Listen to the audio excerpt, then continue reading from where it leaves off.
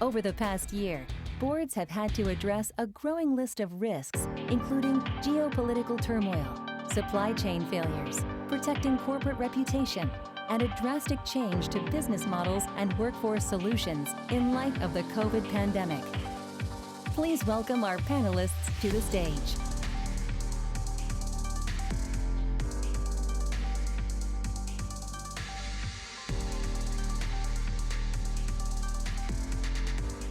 Hi, good morning, good afternoon, good evening, depending on where you are.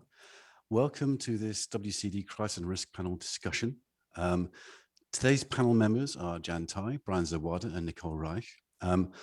Bios have been shared with you previously, but I thought we'd quickly start with a run around the virtual table just to introduce everyone. So if we could probably go to Jan to start with, would you just like to do a very quick intro? And then we'll go to Brian and then Nicole. Sure. I retired from the military in 2018 and started my corporate board work journey. I'm currently serving on 3 public company boards, 1 private company board, 1 not-for-profit, and 1 nonprofit board. Okay, Brian, would you like to quickly tell us about yourself? Hi, everyone. My name is Brian Zawada. I'm the Chief Operating Officer for Castellan Solutions, and I've been in the business continuity operational resilience space now for about 25 years. And Nicole. Hello, everybody. Thanks for the opportunity. I'm currently the CEO for BNP Paribas Cardif in Mexico. I have been a banker most of my life, and I'm also an independent board member for a few companies, both in Mexico and abroad, 1 public, 1 mix, and 1 that is an advisory board. And I'm also very devoted to women topics around the world. Okay, and I had better introduce myself as well. So my name is Chris Burt. I'm a director with the Risk Coalition, which is a UK-based not-for-profit organization. I also do board evaluation work and more broadly risk management work. So that's who I am. Right, so we've only got 45 minutes, so we'll get into the questions, but please feel free to use the Ask a Question box. We'll try to answer as many questions as we can in the time we have available, but it is fairly tight. So we'll start with the first question, which is to do, surprise, surprise, with the COVID crisis. So Brian, we're going to come to you first with this one, but the question is, what are the key risk-related lessons learned from the COVID crisis? How did board risk processes change over the last year as organizations try to adapt to the new environment? What challenges did it present? How do risk conversations change at the board level? All right, well, I'll definitely cover that second half of that with the risk conversations at the board level. It's been very interesting because for the longest time, I think the conversations between management and the board in that advisory capacity was very general. And with the onset of COVID-19, the risk landscape changed rather dramatically. Of course, everyone was focused on COVID-19, but there were also other simultaneous issues that were going on. And what I would say, if I was to generalize pretty significantly, there was much more conversation regarding either the resilience or the vulnerabilities of different, I'll call it the strategy or the business model of the organization. Where were organizations single-threaded with various customers, various business partners? How based on customer expectations changing, what happened there? Employee individual resilience, employee expectations, and the effect of availability of workforce, not because they were out ill, but because their expectations changed and their own personal resilience was challenged. And so there were a number of pretty significant issues. And then it started evolving, obviously, in the latter half of 2020 and into 2021 is how do we plan ahead, what if, with government action and the like. So it really did get into some pretty specific scenario discussions, resource discussions, and obviously some very, very much specific threats that were ongoing at the same time as COVID-19. Yeah, and one of the things that I picked up from working with boards over the period is that what was really pleasing to see was the focus on people and the fact that people were moved away from the office, were working from home, using laptops, and in some cases were feeling quite isolated. Very much. And is that something that you saw reflected in the work that you were doing, that the actual the type of focus the board changed from its normal work-a-day focus to more areas that were impacted heavily by the COVID? And then what happens next? Now that has changed, is there an expectations to change back? And will employees accept it? Everybody always talks about you change your habits in about 2 weeks. but after 15, 16 months, things definitely changed pretty significantly. And therefore, with certain, companies taking a very public view of never returning to the workforce or workplace, what happens there is the competition for the best resources now much more stiff. So anyway, those became some of the key issues here that I've seen. And we actually launched a survey regarding some of these resilience issues. And it was interesting. Many of you that answered already indicated this is one of the top topics that you've been covering already. Mm-hmm. Okay, Nicole, while you're taking a drink, I'm going to try and catch you out. What did you want to come in on with this particular question? Well, I think what is absolutely true is during these periods, the world has totally changed. And I think what has been more particular about this change is that the risks are happening like in a big shock, like a few risks simultaneously instead of one or the other. And I would like to point 6 risks that I have been seeing that are happening in all the boards that I sit on. And I think the first one is liquidity and cash flow planning has become absolutely key. And there is a lot of companies in which liquidity and solvency have become absolutely key. The second one that Brian already touched is protecting employees, because this has become a very important priority, both short-term and long-term, but it has become immediate in the way you needed to react. The third one has been customer health and well-being, both for employees, but also for the customers. No, we needed to be very, very cautious on what was going on with the customers. The fourth is securing the supply chain, the vendors, the global trade has also become something that was normally business as usual, that is not business as usual anymore. The fifth one is succession planning. And I think during this period, in many boards, we have discovered that we may not have the right people for managed crisis or not. And succession planning is being put in question from several aspects. One, what happens if the key employees or executives get sick? And the other one is, do you need the same kind of leader for calm periods than for crisis periods? And that has not always have the same answer. Of course, cybersecurity, with everybody working from home. And I work in the financial industry, so this is a huge topic, not to get hacked and not to get, all the things that happen with cybersecurity. The other one is all the public policy risk and compliance, because regulators have been very active putting new rules for all this period, and the boards need to be very aware and cautious about this. And the last one I would say is increased litigation, because you can have litigation on several topics that were not in the radar before. Mm-hmm. And lastly, I think one key element that boards need to focus on is which of these changes are temporary, which are medium term, and which are here to remain. I think those are the main topics from a risk perspective that I have been seeing changing in both my company and the boards that I sit on. I'm glad you brought that last point up, because kind of the question I was just about to go into and was going to actually throw at Jan, so you can take a deep breath and prepare, was do you think boards are now kind of locked into a crisis management mindset? Do you think that actually, because we've been through 12, 18 months of COVID, and the mindset is very much what's next? How do we cope with disruption to extended supply chains, and what might kind of come out of left field to knock us off course again? Do you think boards have they're in that bunker mentality currently, or do you think this is a temporary thing and people will return to some kind of normality over time? You were asking to me or Jan, to Jan? Sorry, Jan. Jan. Okay. I thought Nicole was going to take the first swing. Sorry. I can't help but draw parallels from my military career. Mm-hmm.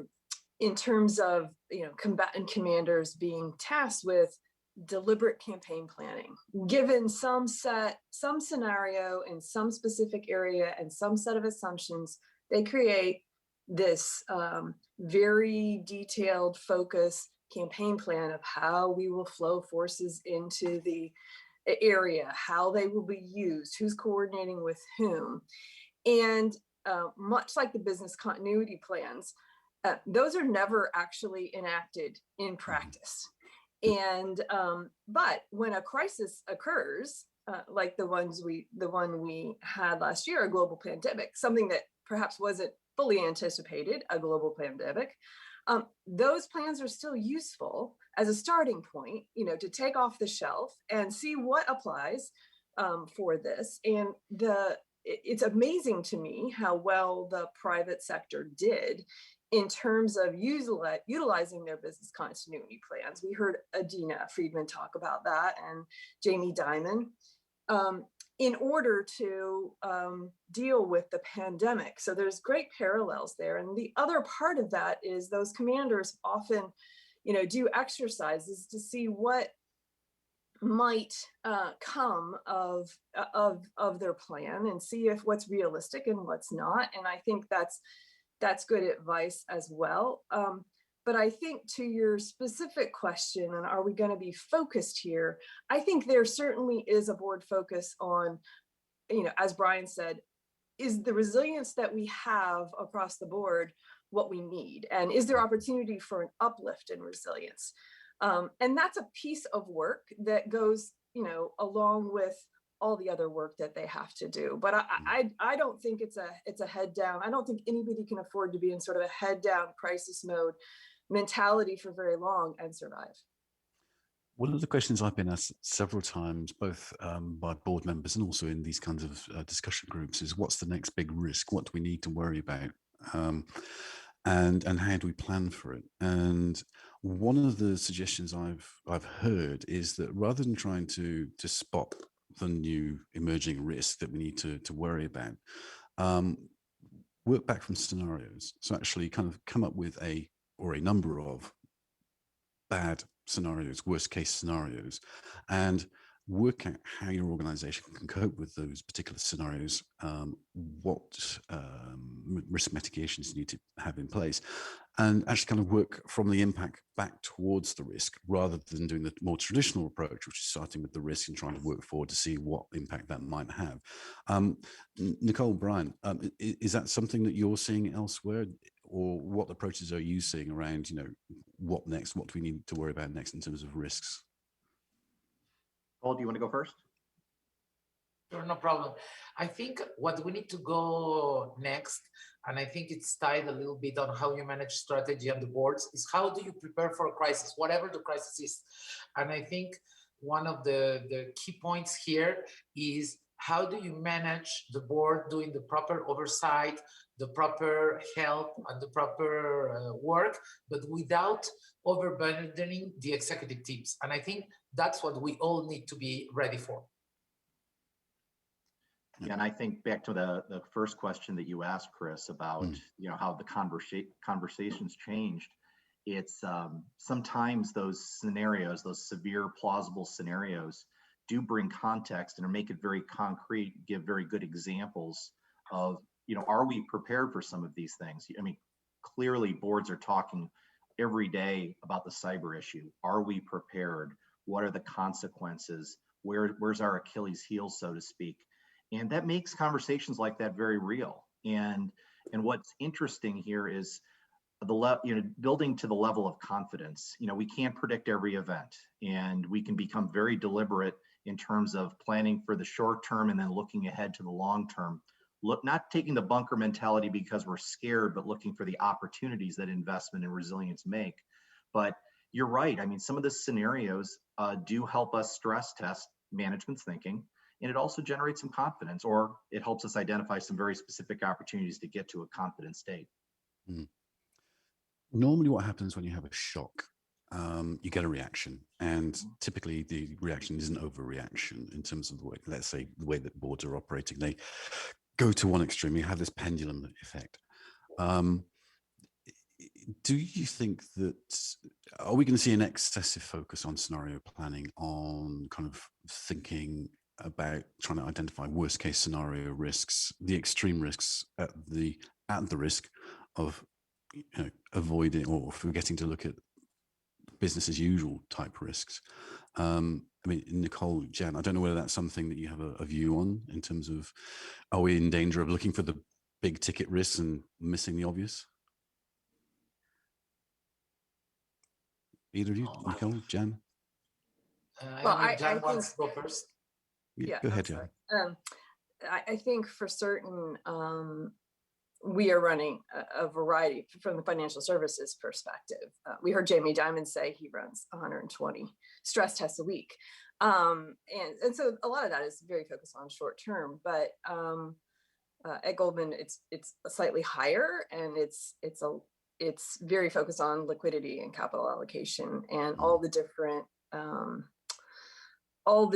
scenarios and stresses that could affect our positioning and how the positions could move. So I don't think we hardly have a choice in that, particularly on the financial side. We can't afford, not to do those kinds of things. But in addition to sort of our standard fiduciary based stress testing, there is also opportunity to look at other types of scenarios, like some of the sustainability scenarios, and work those internal to the company and see where we land. And that is actually also happening across the financial sector. We're working some of those tabletop scenarios with some of our peers to see how the entire sector holds up. So I think that's all goodness, particularly when you're talking about financial.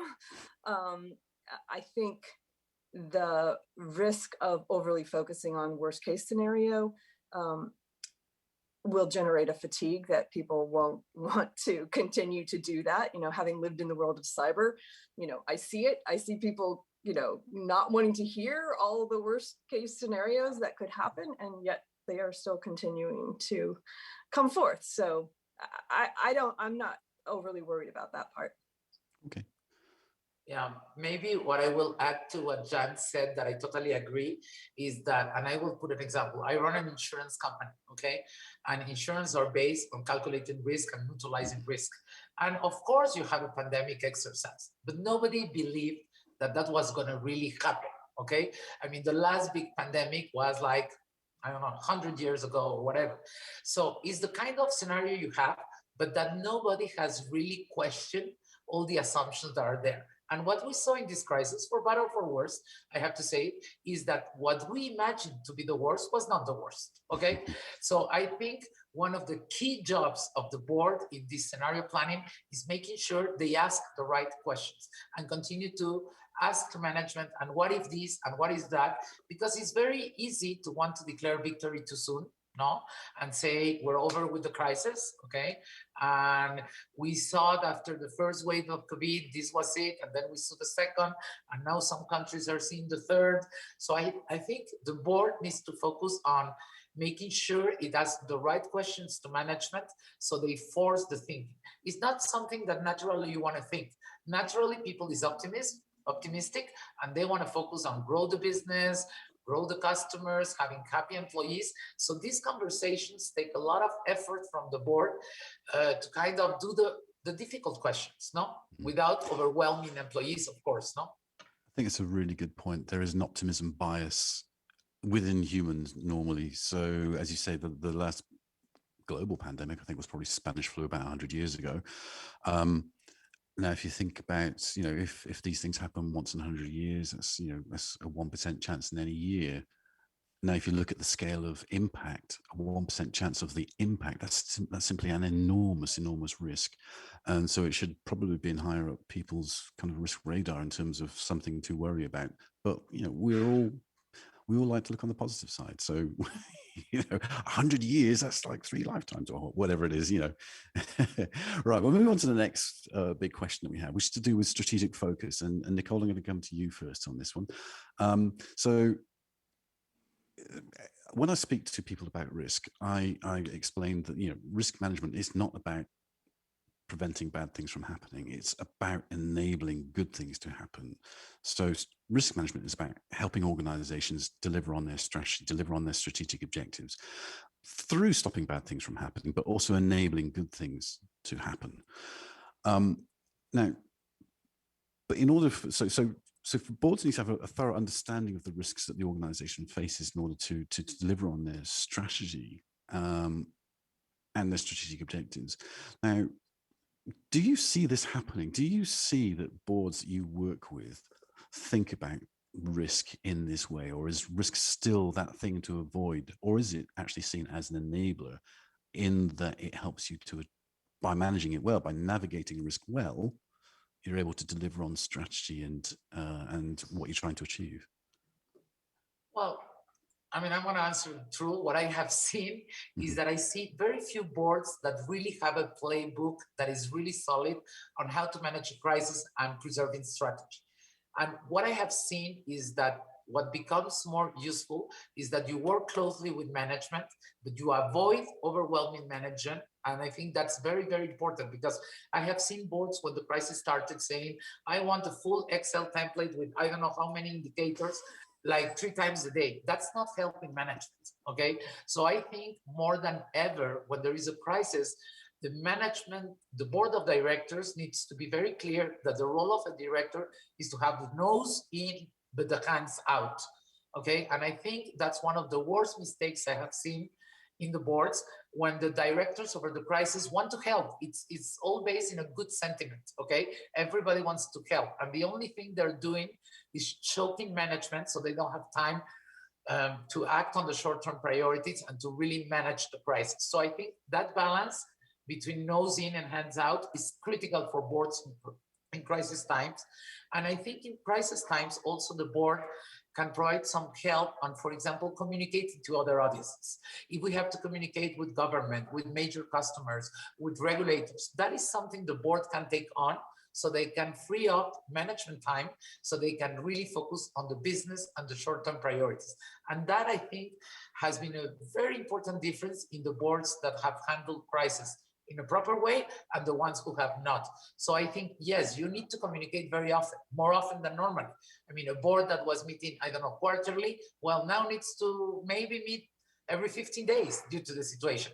But it doesn't mean that you have to prepare a 300 pages deck, no, that takes all the time from management. So I think all that balance is very important. And I think board members need to be aware of where they can help. I mean, if one of the board members has a very close relationship with the regulator, well, making sure he's communicating with the regulator and not burden the general manager with that. So I think those things are very, very important.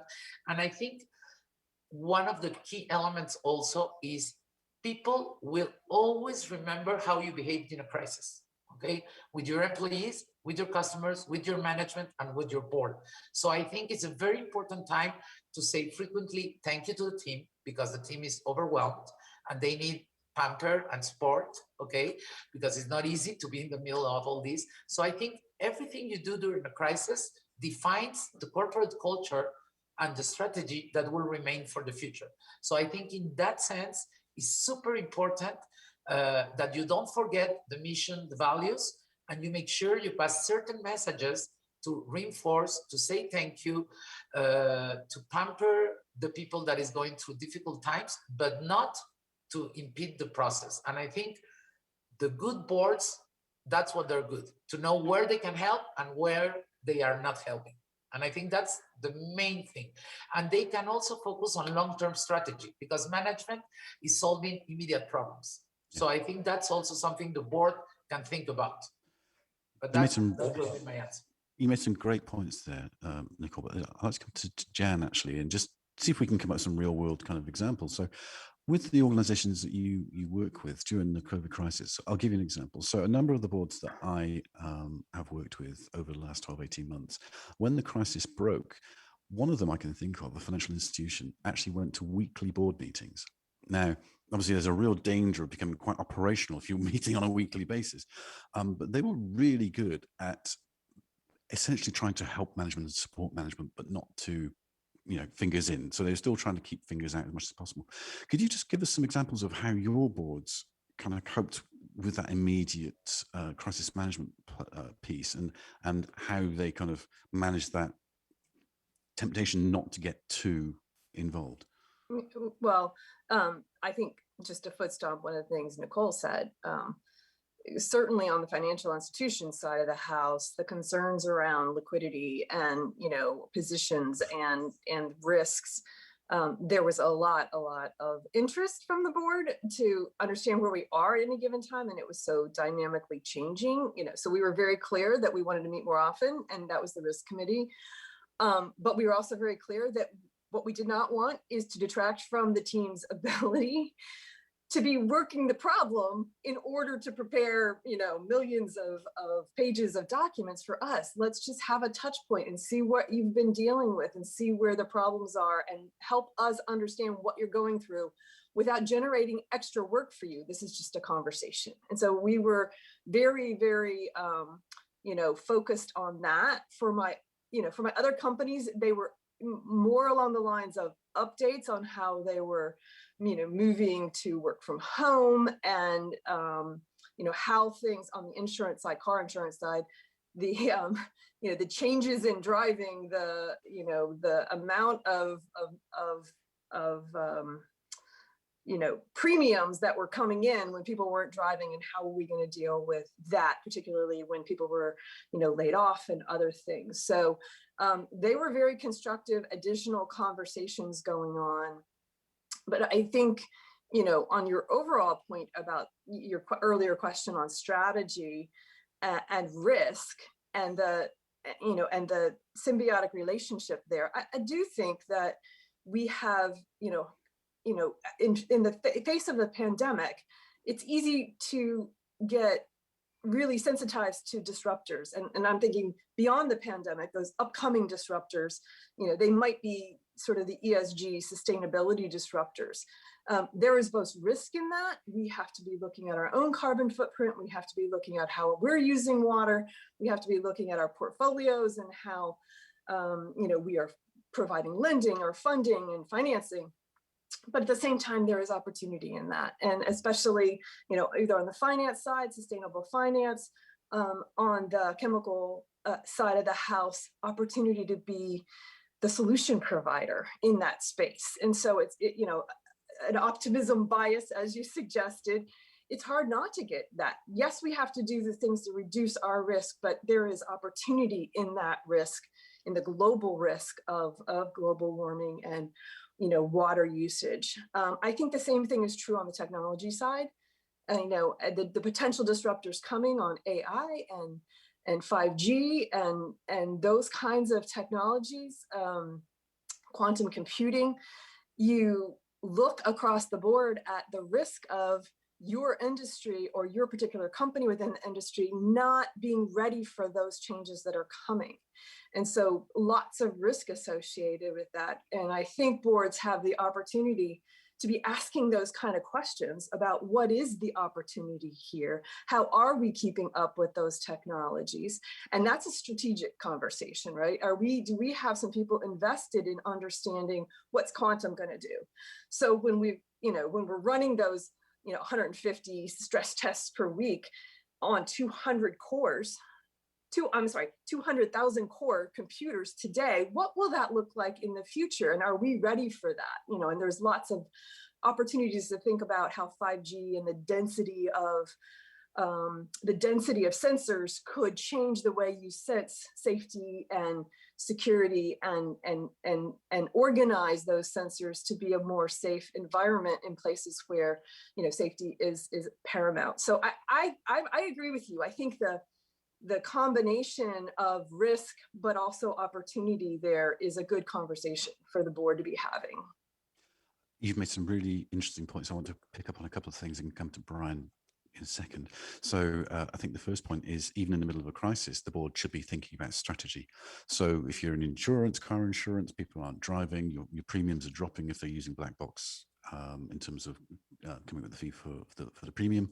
You need to be looking at your business model in terms of, how do we deal with this? Is this a permanent change? I mean, my family were looking at losing a car because we don't need 2 cars any longer. So it's kind of, these things are creating real changes, and boards can't just be firefighting. So they need to be taking that strategic view. The other point, and this is at risk of upsetting people on the call, sorry about that, but risk, you see in ISO 31000, which is the risk management standard, that they describe risk as having upside and downside aspects to it. And I don't think that's right. I think actually risk is downside, it's negative, but the ability to navigate risk successfully leads to opportunity. So being able to avoid a downside leads to an opportunity, and your ability to do that relies on your expertise, your processes, your people, all those types of things.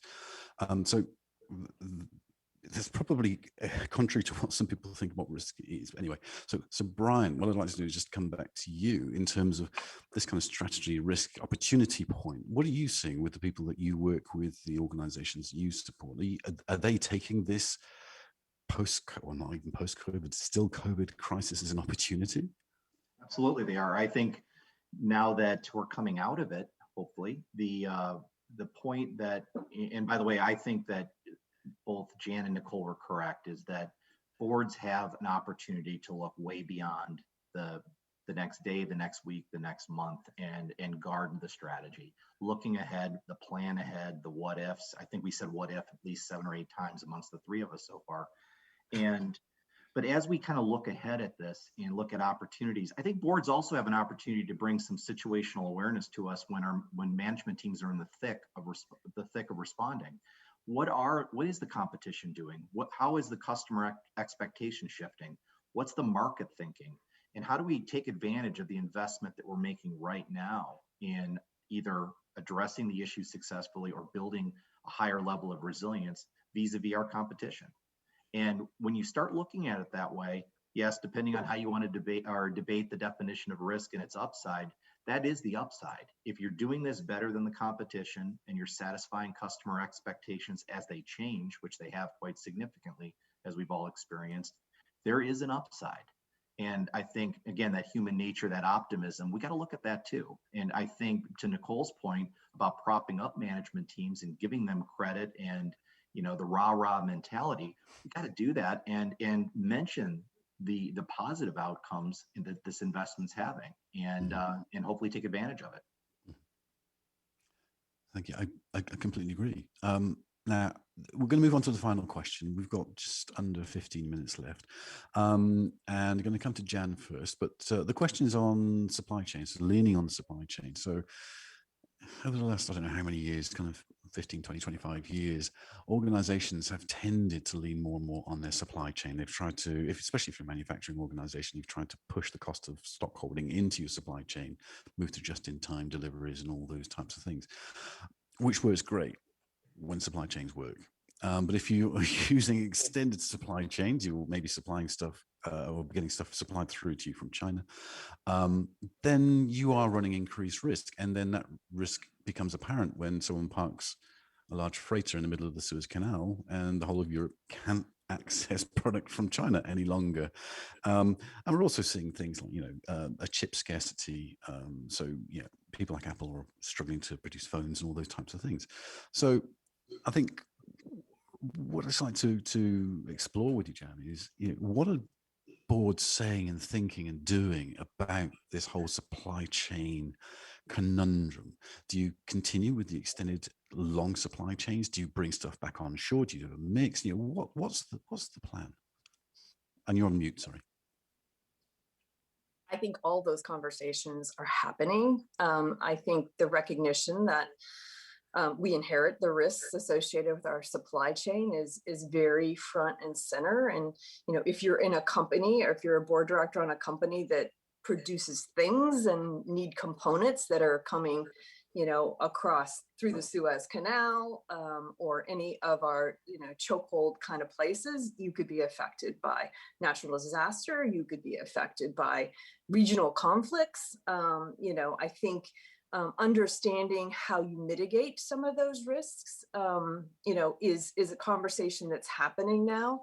But even beyond that, now we have, potential man-made disruptions to our supply chains, like the Colonial Pipeline, for all of those downstream companies that were dependent on that one pipeline. I'm sure they're having conversations today about, is there a mitigant for this? Do we, what's an acceptable mitigation? Because that pipeline could be hit by a cyber ransom attack, but it also could be there could be natural disaster associated with it, man-made, all those kinds of things. And so, I think cybercrime is certainly a potential disruptor. I think Starbucks was in the news today about, not having specific items on their menu that people have come to depend on. And that's about a workforce shortage in their supply chain. They haven't been able to get workers to create the products that then Starbucks depends on. happen. So, don't ask for an extra shot in your caramel macchiato, because that is The being, world will end. rationed. Heaven forbid. And then I think that it also, you also have to start thinking about, you absolutely have to think about the sort of the software side of the house and the software supply chain. And there you have the solar winds, where you've brought inside of your tent, your company has brought something in that you believed and trusted because it was signed by the company, but that didn't mean much because the company wasn't, very secure to begin with. And so thinking through your third-party vendors, your software supply chain, and what the risks that they have, and their vendors. You can get down to the fourth level vendors. We have to look at all of that. We have to ask questions of our board, of our companies, of how they're looking at it, how they're mitigating it, what are their riskiest, suppliers that they have in, any of those dimensions, and how do they intend to mitigate those kind of problems. Brian, how do you follow that? I mean, how does a board deal with all of that? So, I mean, what are you seeing?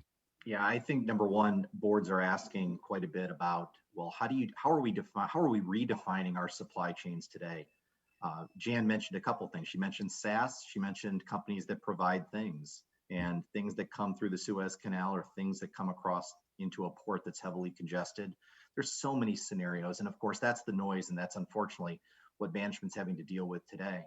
But going back to asking the bigger questions, number one, how are we defining supply chain? Are we balancing financial optimization with resilience when it comes to engaging our supply chains? I hear that topic all the time. That just a very broad question, and I think from there, depending on the outcomes, that's where we can ask some further questions. But all in all, I think starting with how are we defining it? How are you thinking about it? What's your risk tolerance as it relates to engagement? I also think COVID-19 did bring, by the way, supply chain and third-party risk was being looked at pretty significantly well before COVID-19. But I think COVID-19 taught us one thing as it relates to supply chain. Think about channels. Think about how we reach the customer, and is there an opportunity to be more diverse there? Reaching our suppliers, do we have alternates to the Suez Canal, as an example? So again, I think big picture questions, what ifs, how are we defining supply chain? Where's your head at as it relates to risk, resilience versus financial optimization? I think those are some of the key questions, board to management. I think it's interesting because if you work in the IT world, understanding your critical service providers and your single points of failure, that's been a thing for years. And so suddenly that's becoming much wider and more to do with operational resilience, not just IT. Well, I think in a ways, a lot of it was survey driven. Now people are acting on the survey results. It's no longer a compliance effort that I issued a survey and got a response back. I got to take action on that, especially where it's most impactful to us. Well, not just take action, but there are tools out there to verify the surveys that what you get from your vendor. Then there are tools to be able to check some of those vulnerabilities in whatever dimension you're looking. Absolutely. Nicole, did you want to come in on any of these things? We've had a couple of questions come into the chat box, but if you have anything you want to say specifically on these. I mean, very quickly, because I think John and Brian have said it all. I think the companies that I have been seeing handling this the best way have had like 5 points. First, having a plan to replace normal supply chain, like a plan B for most of the inputs or the other things they need. 2, having a plan to adjust shortage and be very clear, if I have a shortage on plastic materials, which product I keep producing and which product I should stop producing. The other one is to support some key providers to survive the crisis, because one of the things we have seen is some of these providers are entering into problems. So do you have a plan to help your main providers? The next one will be to review inventories of all critical suppliers to make sure that you have the right level of inventory. And of course, be ready to increase and add different providers that you will not normally use, but that you may add to your chain in order to supply this shortage. I think that's what I will add only, because all the rest have been already said by John and Brian so brilliantly, so I don't have much to add. Okay, well, Chris, I think there's another military thing here that comes to mind, particularly when you think about the chip shortage that's out there. And, in part created because of COVID, in part created because the car manufacturers drastically reduced what they thought they would need. And so here the chip manufacturers go from a hot line to a cold line, right? And in the military, when we think about our defense industries and a hot line that produces F-18s, we know that we can't adjust those numbers so drastically. Now, we're mostly the only people buying them, so we have to be concerned about the impact of, in 2022 we're gonna not buy any F-18s or F-22s, and then we're gonna start that back up the following year. Starting up is not ever easy. And so now in the private sector, the combination of all the automotive industry sort of reductions because of the pandemic, because of shutting down lines, sort of resulted in that porpoising that, that the chip manufacturers can't come back from that quickly. And it's just going to take a little bit of time. So it's something to consider when you have a critical component that is so high in demand. The other side of this is the actual demand went up, not just because of the car manufacturers, but because of others wanting, for microprocessors and refrigerators and everything else. So it's just a consideration. I'm not 100% sure how we think about it across the globe and what these effects are, but to the degree that the suppliers can articulate the impact of, you're going to cancel that entire lot that you were planning. Well, here, let us give you the impacts that could come down the line, and their ability to articulate that might actually help us make better decisions. So it sounds like communication and actually, sharing information between the organization and its supply chain is critical to making the whole thing work. Right. We've got a couple of minutes left. We've had a couple of questions come in. The first one I'll take myself, actually, if you don't mind. It's should a board, and it's from Margaret Latchell, should a board strategy committee be thought of renamed as the Strategy and Risk Committee, since risk is inherent in any strategy? I'm going to slightly flip that. So the Risk Coalition, we issued some guidance about 18 months ago for board risk committees, what a board risk committee should do. It's called Raising the Bar. You can just Google it, because there wasn't much guidance as to what a board risk committee should be doing. Now, when I speak to people and explain that risk and strategic objectives are intrinsically linked, the natural kind of progression of that is a board risk committee becomes a strategy and risk committee. And that, I think, is the future of that particular committee. I think it will become a strategy and risk committee. I think the audit committee will no longer be the preeminent committee over time, because they are generally looking at the results and kind of focusing backwards, whereas the risk committee, strategy and risk committee, will be focused forward and will have quite an impact on organizational performance. Now, very quickly, the question we had was time horizon. This is a really good question. Over what kind of time horizon should boards be thinking about risks and how they prioritize things? So you could have an enormous risk like climate that might not impact for 5 years, or a moderate risk a significant risk in 5 years, or a moderate risk in 12 months. Which one do you focus on? Which one do you do first? Brian, you're not on mute, so I'll ask you first just to catch you out. What do you think? Yeah, and I think this is where there needs to be, back to that communications topic you raised earlier, there needs to be some pretty open conversation between management and the board on different time horizons and who owns what, and the level of time or resources dedicated to thinking about them. My first reaction is to say that boards should be looking long-term, even regardless of impact, to be able to kind of develop what's in that universe of risk, and then be able to take a look at it and have some open conversations, but at the same time challenge the short-term thinking and medium-term thinking, again, regardless of impact, with management on a periodic basis.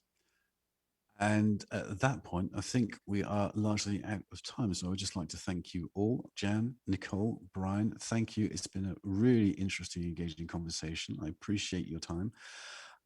We've answered all the questions as well. So it wasn't a massive number of questions, but we got through them. And I think our time is just about up. So thank you all for joining. Thank you. Thank you for the opportunity.